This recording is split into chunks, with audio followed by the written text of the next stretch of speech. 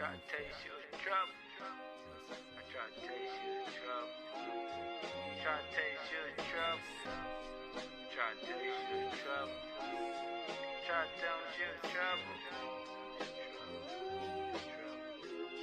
I try to tell you the trouble. Real queen of the hustle, big facts like muscle. Sit back, kick back, relax, no need to tussle. She trouble, she gon' deliver just what you need on the double. So many topics to change the speed, tried to warn them. Now she gon' give them the piece. Put it in your ear, listen and wait and see. So unique with the subject, some might get upset. Most gon' love this, I promise you gon' love this. Try to taste you the trouble. I try to taste you. Summer. But on today's episode, this is my family, y'all. Y'all don't know, but this is my family. Mr. KG is in the building. What's Now, going on? this face right here, it might look real familiar to you because he got them guns. So, you know, he was on that football field doing his damn thing as a tight end. He's also a Trojan, y'all. You know what coast I'm on. You know what coast he on. So you know who he represents, for. You already know. Right. Welcome to I Told You I Was Trouble, sir. Thank you, Miko. It's good to see you, family, as always. It's good to see you. It's always good to see you. Yes, it's been a while. It has. It's been too long, actually. What you been up to? Fill me in. I just been living life, man. Been living life. I'm working. I'm working. You know, I'm not planning. I'm going to do it. I'm going on a diet. I lost all this weight to fit in my wedding dress. And then I'm like, oh, wait, girl. I'm on the same time. Act like we getting married again. No, I see you. I'm trying my best. My girlfriend and we were out of town for like maybe 2.5 weeks in Italy. And then we came back and had a wedding in Mexico. And I came back all kind of heavy. So I'm like focused. Yeah. I just came back from a cruise with my mom. And we was eating everything. Like, as y'all should. Buffet's open again. The buffet. Exactly. I'm like, okay, yeah, girl, stop acting like you ain't never ate food in your life. Like, right. It'll happen quick. Yeah. So, but you know, my thing. I think everybody has their thing. My thing is sugar. Like, I love candy. Like, yes, give me all the candy. And but I know if I get rid of it, it's just gonna all fall off. I know it. So it's just the mind over matter. Like, if I could go a week without it, I could go weeks without it. So that's where I gotta start at. I know what I gotta do. I'm just a hard-headed.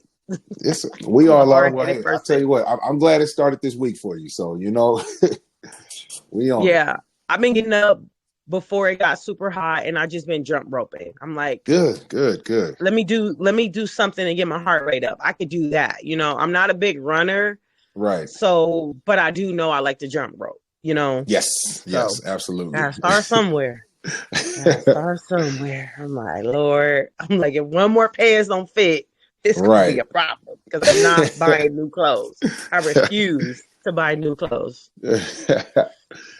All right. So I have you on the show because you are a former NFL player, but now you have transitioned into the corporate world. So I kind of want to talk about that with you. Like, how does that transition go? Yeah. Just give me a little background about your life, like the teen you growing up. Where you from? Yeah, definitely. So grew up Oakland, California, right up here in the Bay Area. Still living in the Bay. You know, went to USC. I'm a Trojan, played football there. After I was done at USC, played 4.5 years in the NFL. Started off with the 49ers, and then I ended my career in Tennessee with our mutual, you know, family member Delaney. Yeah, exactly. So after I retired, it took a little while to figure out what I wanted to do next. You know, a lot of guys that go into coaching or being a trainer or being an agent, and I wanted to do something different, right? Just wanted to kind of step outside the box. So being from the Bay Area, I took a leap of faith and went into tech and, you know, started working in tech, and I've been doing that for the past going on 9 years, now. So Wow. just trying my best to be an example for guys that are trying to get out of the NFL and, figure out what they want to do next and go from there.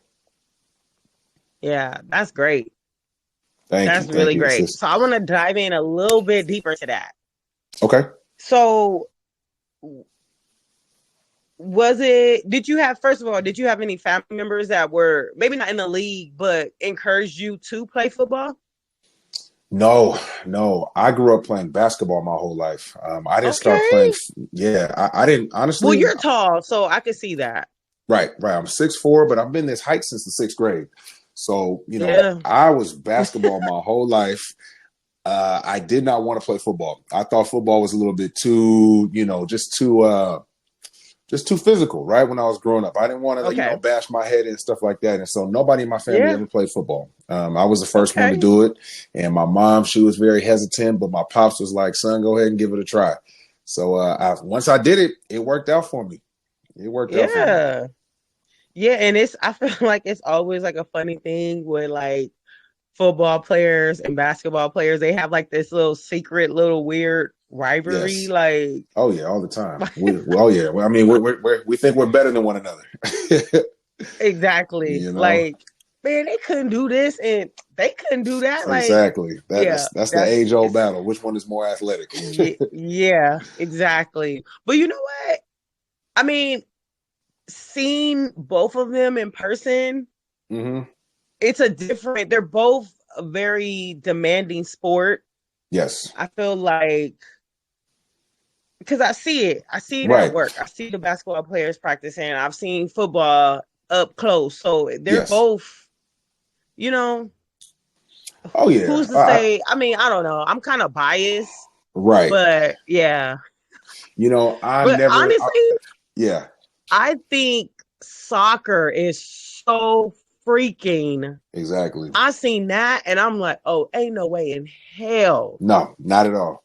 Not at all. That's like a different level.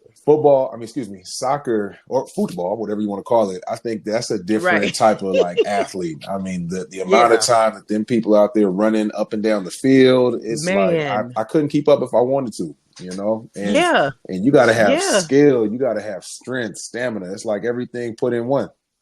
Yeah, you're right. I'm like, oh yeah, there's no way I could do it. So I definitely think soccer takes the cake. I think they take the cake. Yeah, I do too. Yeah, for sure. I do too. So tell me about high school for you. When you first started high school, you were on the basketball team and just said, I'm going to give football a try? Yeah, so when I was in high school, I went to a Catholic private high school in San Francisco. It was called Sacred Heart Cathedral. And I went there primarily for hoop. That's what I played. I played AAU for the Oakland Soldiers growing up and everything. And I went there for basketball. And my whole time at Sacred Heart, all the football coaches were like, Kevin, you should give football a try. All my AAU coaches were saying, Kevin, you should give football a try. Because mind you, I've been 6'4" since the 6th grade, but I've always been like a bigger kid. And I remember hearing that, and I was like, I think they're telling me to play football because they don't think I'm good enough in basketball. So all of their football recommendations would go through one ear and out the other. And I think a light clicked off in my head my junior year, going into my junior year, when I realized that, look, I was a 6'4" power forward center, right? I didn't have I didn't have much of a jump shot. I didn't have a lot of handles. So I was like, at some point in time, this basketball career is going to come to an end. And when I found out that they give out, 25 scholarships for football and only like 5 or 6 for basketball, I was like, that's a no-brainer. You grow up as a kid and it's like, I'd love to go to University of North Carolina for basketball to be like Michael Jordan. Or I'd love to go to, at the time, UCLA to play basketball because that's the king of basketball on the West Coast. But then when I realized like, well, I can go to, Carolina playing football. I go to UCLA playing football. I can go to USC playing football. These were things that kind of stood out to me, and it really made me kind of switch how I see sports. And then the biggest thing, Miko, is once I stepped on the football field, I saw how dominant I was on the first day. Just my speed and size and everything. And, once I got a chance to throw people around, I was like, okay, well, this is kind of what I want to do. So that it ended up being my whole bread and butter, and I got really good really quick. Nice. Yeah, so it just kind of stuck with it. Yes, some people just have a natural. It's just so natural for them. Like, yes, it's drinking water. Exactly. Run some fast people, and just not hit so somebody. Much. But you know what else is interesting? When I started playing football, I played defensive end, outside linebacker. So I was on the defensive side of things. And me, coming from basketball, I wasn't like, I was a physical guy on the basketball court, but I didn't know how to be physical on the football field. So, learning how to play the game and like having the mindset of a basketball player, defense worked out for me in high school because I was so much bigger than everybody. But defense really didn't work out for me in college because I was very like finesse like. So when I got to my senior year in college, I made the switch to tight end. And I honestly wish I could have played that out the gate because there was such a correlation with playing tight end and playing basketball. I mean, just running faster, getting up, jumping, catching the ball. I was like, this is the same shit I was doing when I was playing hoop. So when I started playing tight end, I really became something else on the field. and that's what ended up found your my comfort level. You found your spirit animal. Yeah. Exactly. That's great. I know this is about you, but talking to Delaney, I know he played wide receiver. And then he got to the 49ers. They're like, you're going to be a tight end. Yep. So sometimes things happen for a reason and you are put in these different positions to be great. You know? You are. So I'm glad it. Put it like this: if I never played tight end, I would have never been in the same room as Delaney in Tennessee. So I'm thankful for that. So, tight end is where you are, sir. Mm-hmm. So since you started with basketball, I'm going to ask you, who was your favorite basketball player growing up, and who was your favorite? Did you even pay attention to football, even like when you were playing? Yeah, of course. Oh, yeah, of course. So my favorite basketball player growing up was LeBron. LeBron was somebody, he got drafted in 2003, and I think I was probably in like the 7th grade, and so I just remember watching him come out, and I was like, man, this is, this is who I want to be. Mind you, I had no jump shot, no handles. But for football, I was a big Terrell Owens fan. I was a huge T.O. fan. Yeah. T.O. was my guy. T.O. He was my guy. See that. I mean, in high school, in high school, I wore number 81 because of Terrell, and in college, I wore 81 because of Terrell. And I think the biggest thing that I liked about him and his game was just how much he took his health. Because when I saw him run on the field, I saw myself. I was like 6'4", in shape guys, faster, bigger than everybody. And I was like, that's who I want to be, even though I was playing defense at the time. Right. Yeah. Certain people, like, I think maybe back in the day, basketball, it was kind of like they were a little bit more leaner. Yes. Not too, not very muscular, but... it's an investment. You have to invest in your body. You have to take care of it. Like, you got to. I know people say all they want about LeBron, but that guy's in shape. He is. He's in very good shape. He takes care of his body. Like, he's just not out here, like, even during the off season, he's not reckless with it. Like, I'll get back in shape, when the season starts. So it's like, your body is your temple, I think the amount of time and money that those guys invest in themselves and their body, their health, that's why they played for so long. Yeah. And now you're seeing players play longer time because they're catering to their body. They're not going out and like living it up. They're like, no, this is my bread and butter, my body. So yeah. Yeah, it's a real thing. Okay, T.O., I was a God. Why can't his name is coming a blank to me right now?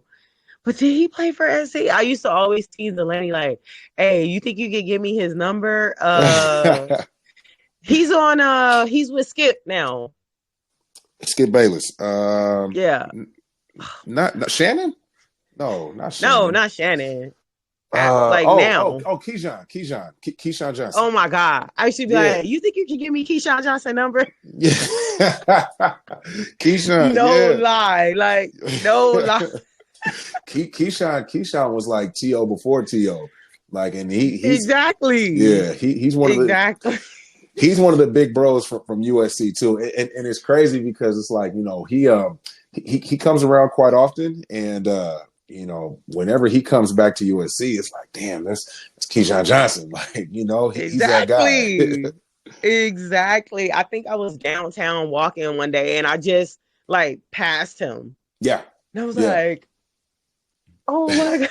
It was so funny. And Delaney was like, no, I'm not doing that. I'm like, what is the point of you being there if you ain't right. Hook your big cousin up. Like, exactly. Hey, like, okay, whatever. So I'm a mess. You know this. Yes, I do. Hey. But I love you for it. I love you for it. Thank you. I appreciate that. So how was it? I know you're from California, but how was it coming down here and going to SC? How was that experience like for you? It was so different. I mean, you know, I think like not just California, but like coming from the Bay, more specifically coming from like Oakland. And then, you know, you coming from Oakland, you going to South Central. It was definitely a big difference, you know, like I would only come down to LA, you know, for basketball tournaments and things like that. But you take a kid that's from Oakland and you put him right in the middle of South Central, it's kind of like a culture shock. I mean, you know, we have the same hoods, but it's like it operates differently. And I remember, you know, one of the things that would always crack my teammates up that were from, you know, LA and shit. You know, in Oakland, we will use blood and cuz in the same sentence. You know, I'd be like, "Hey, blood, how you doing, cuz? You good?" And, you know, as a 17-year-old, it's like that shit comes out naturally because that's why I've been talking for years. And then I remember my guys, like, they were like, "Hey, KG, like, what the fuck is wrong with you? Like, you can't talk like that." I'm like, man, shit. Bro, I got 17. I've been talking like this for 17 years, but like 17 years. Yeah. But at the same time, it's like, look, I'll adjust. I'll adjust. Yeah, but, of course. I mean, know, but that's the safe thing to do. But I honestly, like, I loved LA. I love it. I still go down when I can. You know, of course, going down, helping Delaney out with his camps and things like that. Yeah. But I miss it. I try to get down to LA maybe 4 or 5 times a year. Yeah, I always find it real funny that SC is like dead smack in the middle of the hood. Yes, right in the middle like, of it. You could literally go 2 blocks and it's like, wait, where am I? Right. You could literally go 2 blocks and be in a whole new world. Like, and I'm not talking about a Disney movie. Like, exactly. And you know what's funny? Just be careful, know where you're going. Nowadays, when I go down there, the campus is so different. Like, you know, they have a Trader Joe's, they have a Target. Yeah. They have all kind of. They have the a new Village, movie theater. It's completely different from what I remember. And so now it's like I'm jealous of what these students have because when I was there from 2009 to 2013. It was so different.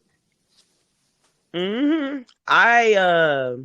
I mean, I grew up out here, but a lot of my family lives like literally blocks from SC. So going down there, you'll be like we used to go to the Village all the time. Like that was the thing to do, you know, before it was like going to the mall, like, oh, we're going to go to the Village. We're going to go to the Coliseum and go swim at the pool. Right. So you can just see like these couple of blocks look good. And then it's like, oh, but we finna go back over here. Yep. We're going back on that side of town, you know? So yeah, it's a trip. It's a trip that is like literally smack dead right there. Yeah. So it's good they got the little community for them to like, no, don't venture too far off. Right. But you know what? I think, you know, when you play football there, you get a lot of love and support from like a lot of the, you know, the gangs and shit around SC. Like, oh, yeah. You know, I mean, they used to, you know, like talk shit to us, you know, going into the games and be like, man, what happened, man? Or like, man, y'all beat the shit out of UCLA. Like, there was a, you know, just living because I lived on campus my freshman year, but my other times at SC, for my remaining 4 years, I was off campus. campus. So I was right in the middle of it. And, Oh, okay. just on my bike talking to those guys, they'd be like, man, have a good game, bro. Or, go out there and whoop the shit out of Oregon or beat UCLA's ass. And so it was cool. I mean, you kind of get still, a pass. Everybody are fans, Right. Everybody are fans. So what drew you to SC? Oh boy. I'd say the success that they had my senior year in high school. This was the year that they went to the Rose Bowl and they beat Penn State. And it was kind of a no-brainer. When I started getting recruited in high school, USC was at the top of their game. And they were kicking everybody's ass. And so once I started getting those letters in the back of my mind, it was just like, this is where I want to go. Of course, I had other schools recruiting me and things like that. But it got to the point to where USC was really trying to go after me. And I was taking a little bit long to commit. And my uncle was saying, hey, man, they go after guys like you all the time. So if you have an offer, go ahead and take it. Jump on it. But I figured it was a situation to where it was close enough to my family, close enough to my pops and things like that. I want to stay close to him because he had MS. So I wanted to be, at least an hour flight or 5 hours away from him. Exactly. So it was like an easy choice. Plus I got family down there and everything. Yeah. It's always good to be near family. You never know when you might need to really go home, not even like on an emergency situation, but sometimes you just feel that, that comfort from home is always a good, I need to take the weekend and go up and just be around my family, Yeah. I get that. I like it. So what did you major in? I got my degree in communications, and then I stayed for 2 years, and I got my master's. So I was able to knock them both out while I was there. Smart guy. I know. Smart guy. I try to think so at least, but it's a trip because I wanted to do communications because I wanted to be I wanted to be on ESPN. I wanted to be like Stephen A. Smith and all those guys. But then I got to the point where I was like, man, this shit is not for me. Being a journalist and things like that, I was like, this is not for me. Yeah. Sometimes it gets to be like, oh Lord. Sometimes you just feel like they're kind of repeating themselves, and yeah, I get that. I can see that. All right. So now I kind of want to transition to there's no more football. Okay. This is life after. Yes. So when did you realize it was time to step away from football? I decided it was time to step away from football once Tennessee let me go. And it was time for me to figure out, what am I going to do? Right. I had been at Tennessee for about 1.5 years, 2 years. And I just felt like, Kevin, while you're under the age of 30, try and figure out what's next. Of course, it took a while because teams are still calling. They still want you to work out, try out and things like that. But you're doing these tryouts and they're not keeping you. So it's shit, let me just hang it up. And you go through that phase. You go through that phase of what's next, because you attach your name and your likeness and everything to this one sport. Identity. Your full identity. Yeah. And so once it's over with, it's hard to separate yourself from it. But I knew pretty early, and I'm thankful that I knew early, because I feel like my transition period wasn't as long as it was for other guys, or that it is for other guys still at it. So had to come to terms with it. Yeah. And I mean, to me, you always seem like a real good, level-headed guy. Mm-hmm. So was it not like a divorce or nothing, but did you leave the game peacefully? I did my best. I did my time. I feel great about what I did. Do you have those feelings going out of it? Absolutely. I mean, I left with my body intact. I left healthy. I left with a lot of great relationships and teammates that I still talk to, Delaney being one of them, and Vernon Davis being one of them. I saw him 2 weeks ago. You know, so Nice. a lot of guys that I'm still in contact with, and a lot of organizations, right, that still reach out to me and still invite me to games. 49ers being one, Carolina Panthers, who I was with for a hot second, they still reach out to me. Nice. So things like that. That's good. I know sometimes for some people it could be like it is an identity thing. It's a real, especially when you're on the main stage, you know. Right. Like I feel like personally, I feel like I'm kind of going through that now. Like, in my job, like I'm kind of feeling like I don't want to be known as the security girl anymore. I've been there 18 years. I want to give myself 2 more years, and I kind of really want to transition out of that. I want to know how to do something else. Like, I'm good at it. I'm a people person. I know how to insert myself when I need to. Yeah. But I'm kind of starting to feel like, do I want to be like 50? Still doing it. Yeah, no, I like think, I'm gonna miss it. Right. I have a lot of fun. I know what I'm doing, so I have that security of, and people trust me to know that I know what I'm doing. But I kind of want to challenge myself to do something else. You know, stepping outside that box and challenging yourself to do something else is one of the scariest things in the world. But I think that there's no reward without risk, and it can be very scary to do it because, you know, in life we have our blinders on and we've done things for so long one way, and you step outside that comfort zone and you don't know what's going to happen. I'm all for it, you know, just taking a change and taking a going a different direction. I mean, I'm like that right now in my own career. You know, I do a lot of public speaking, and I'm thinking about, you know, hanging up my cleats per se in the tech world and just doing something completely different, working for myself. Yeah. Yeah. I mean, we only have one life to live. So it's kind of like we have to take those chances on ourselves. I think it's like, it's going to be when I finally do say, okay, I'm done. It's going to be a real like mind trip to me. Like, first of all, I never even thought in my mind I could keep a job this long. Right. But so it's gonna be real weird to just completely start over. Like for me, it's gonna be like, oh, I gotta go here today. I gotta put that red coat on or put that red shirt on, and then it's gonna be like, oh wait, I'm not doing that anymore. Right. That's gonna be a trip for me when it does, like for real happen.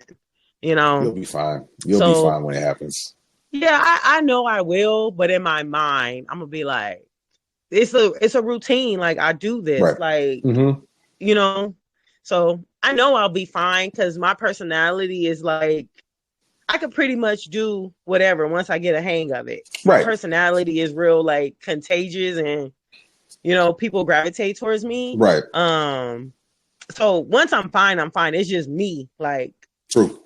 I'm gonna have to push myself to be like, I'm hanging it up. Yes. That's good.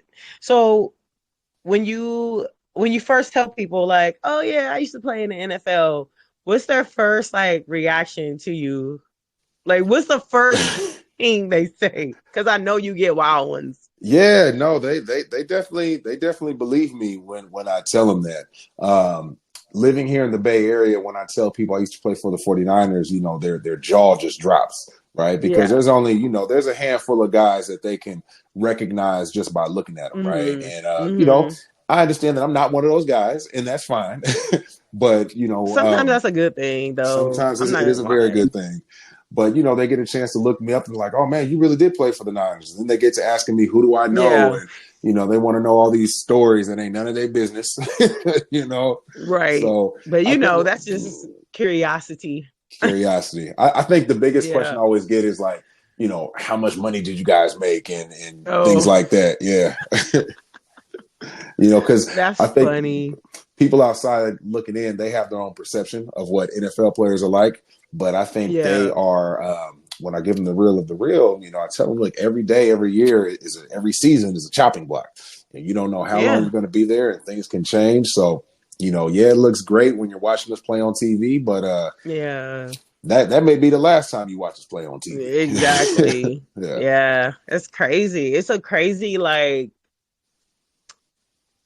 it's an interesting job. Like, you're literally, your face is your card. Like, yes, it is. And it's kind of like, exactly. Like, where does your private life go? Like, how do you navigate?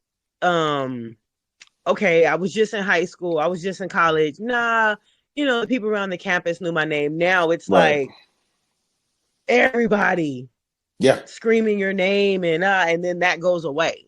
Exactly. And then just being able to realize that that's never going to happen again. I think you have to embrace the moment and understand that NFL stands for not for long. So when it's over, it's over. So while you're there, do everything you can to stay there. And when it's over, just understand that it's going to be over for everybody at some point in time. Not everybody can play 18 years in the league. Yeah. That's that's funny. I know when I would tell people like, oh yeah, my cousin plays. What? Like, I used to have LAPD cops like, hey, is your cousin gonna play this week? Hey, is he gonna play? I'm like, I mean, I guess. Exactly. It's just funny, even like for you and for me, it was like, hey, is your cousin gonna play? Yeah. Oh man, because I got money on the game, and I'm like, well, don't bet. Because I don't know. Like, I don't know. Hey, ask your cousin. I'm like, I'm not asking him that. Like, I don't even talk. I don't talk football with my cousin. I'm gonna talk to him about how you doing, how's life, how you feeling, how's your mental. I'm not. Yeah. I'm not asking him that because why? Makes no sense. Like, at first and foremost, you my family, like you my blood cousin. Right. I'm not. I may ask you something like silly about another player, but I'm not asking you that. I'm checking on your mental health. Like, you good? Right. And that's all that matters. Could care less how football is going. How you doing? Right. So it's just funny how people are funny about stuff like that. I try not to be real critical about like sports. I mean, I love sports. I love basketball. I love football. Yeah. I try not to be critical about the players that are actually playing. Right. Because it's a job. It's a hard job. It is. Me going to work, I have good days. I have bad days. Just like you may have a good day on the field or a bad day on the field. So I try not to be real critical. I try not, because some people are getting real harsh with the, like, what do you do to you? Right. They take it personal. They take it real personal. Like sitting behind the Lakers bench, the stuff you hear, I'm like, ridiculous. Yo, it's ridiculous. Like, first of all, you can't do half of what this dude is doing. Right. Whether he's stuck or not, you can't do half of it. So let's be easy. Yep. On what you say. Let's be easy on what you're saying. So your time on the field, how did you bring that that teamwork to the tech industry with you? Like, what lessons did you learn from football taking it into like the corporate world? Discipline, knowing to not let things phase you too seriously, being the first one in, last one out, and just having a lot of self-discipline with whatever I'm doing. Taking pride in what you do is something that I took into it, and it's been helping me so far. That's good. Yeah. That's good to hear. Yeah, I always like, even talking to you now, I just get real level-headed. Like, calm. I like, even being in your presence, I get very calm.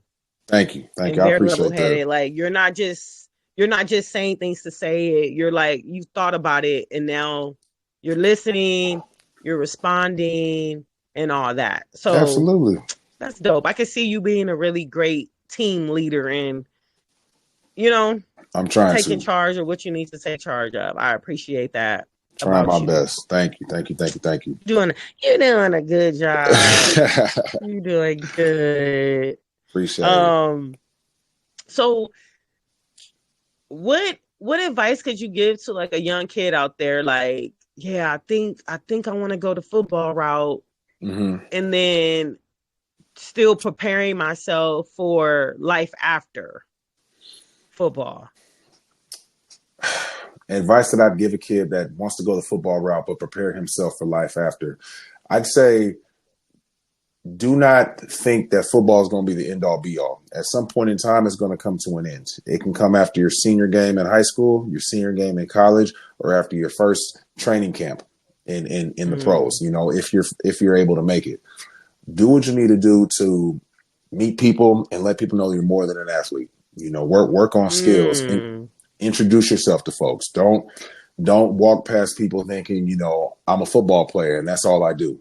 Because when it's done, that's what people are going to perceive you as, and that's the mindset you're going to have is I'm a football player and I can't do anything else. So while you're in this phase of, you know, working hard and trying to make your dream come true, also do things to set yourself up when it's done. I love that. That's dope. That's really like, because I think a lot of people think, yeah, once I'm in football, I'm set, baby. Like, I'm good to go for the rest of my life. Right. And that's really not the case. That's not the case really at all. Not the case. Yeah. Like people are going to walk by you every single day and not know who you are. Right. And you gotta be okay with that. Mm-hmm. You have to be okay with that. You know, that's dope. I like that. I like that. So this is my last question for you and I'm going to let you go. Okay. What lessons did you learn from being in the league? Like life lessons, did you ever have a coach that was really like, you really take heed to what they said and really go on with your life moving forward with that lesson? Yeah, you know, my tight end coach when I was with the 49ers, Eric Mangini, he's somebody that I still talk to a lot. But I think, to be honest with you, the biggest life lessons that I got were from some of the older players that I played with. I picked up a lot of life lessons from some of the older guys in the locker room when I was with the 49ers because it was an older team at the time. And, you know, just knowing how to take care of your body, knowing, you know, what distractions to stay away from. And then, you know, just spending multiple off seasons with Delaney and just, you know, us having that balance of fun, but also work at the same time. Yeah. You know, these are life lessons that I still take. You know, you have to enjoy life, but you also, you know, if you have a dream or passion, you got to put the work in for it. Yeah. That's dope. I like that. Mm-hmm. I like that a lot. Yeah. I feel like I'm a person who have a lot of conversation with people because I want to know. Right. You know, I want to know. I want to always be learning something every day from whoever. Yes. I don't work in the lighting department at work, but I talk to a lot of the broadcasters. I talk to a lot of the lighting people like, oh, what does that do? And exactly. What is that? So when you guys do that, it's always good to be in communication. Don't be too shy to. And most of the time, people are willing to be helpful, you know? Yep, they are. I sometimes I train the new people at work. Mm-hmm. And after we've done the training, maybe a month later, I've recently had somebody come up to me and be like, oh, can I ask you a question? I'm like, yeah, of course. And they're like, because I know a lot of the veterans don't like to be asked questions. I'm like, man, what do you want to know? Like, right. I'm definitely not that person that's not, if I know the answer, I'm going to do my best to explain it to you. Mm-hmm. I'm going to do my best to explain it to you how you might get it. Cause I've been there for a long time. So I'm a little bit more like flowy with it, you know? Yes. Don't be nervous. Like you're going to encounter some people. Right. And you gotta just really be, you know, you gotta stand 10 toes down on what you know, and don't let them like move you. You know, you get intimidated by a lot of people there, and it could really shake you a little bit. It can. You know, it can. 100% it can. I feel like it really can. I feel like I've always kind of had the personality like a really like outgoing person, mm-hmm. So I never was really afraid to like, hey, I'm gonna need you to do this. Right. I remember it wasn't my first years at mm-hmm. Staples Center, but it was kind of like my first time being at the bottom of the ramp where all the players would come in, and It's not a secret. Yeah. But growing up in high school, I did not like Kobe Bryant. It was like in my yearbook, stop being a Kobe hater. Right. So when it came time for me to like, I needed to check his bag. It was what I had to do. It was my job. I had to check all the players' bags. So it was like, I'm about to do this. I'm about to check his bag. And I really wasn't scared to do it. Because I feel like if you show like a little weakness or like a sign of unsure, people feed off of that, you know. They do. It's just, they really do, especially you dealing with somebody like Kobe. Yeah. I'm like, girl, get out of my face. You like, watch out. Yeah. But it was like the first time I had to say something to him, he gave me a little attitude, but I like stood in what I knew. Yeah. Like, it's an NBA rule. All the players have to get their bags checked. Like, I'm not saying nothing that I just made up. I'm not just checking your bag. So he like gave me his bag, but with that first whole season, it was like a straight up like, like, man, come on. So second season rolls around and I'm like, I tell his security, like, hey, when he gets out, I need to check his bag. Right. He was like, you need to check his bag? Because it was like a known thing. Like, I'm following. You can't really approach him. Right. And I was like, yeah, he already knows from last year. So I see his security pointing at me. I went to go talk to somebody. I see his security pointing at me, and he was like, I'm walking towards him, and he was like, he put this little smirk on his face. So me being me, I was like, why you got that smirk on your face? And I said it just like that. Why you got that smile on your face? Yeah. And he was like, I know you. I know the routine. I'm like, check back. But it was like, it was good to like, like we started off kind of rough. We started off kind of rough, but as he saw, oh, this girl's going to do her job. Oh, she's not going to slack on doing her job. Oh, she's going to this is not just something she told me today and not going to do it tomorrow. You know, I felt like being around with him all those years, I was at that spot a lot. Yes.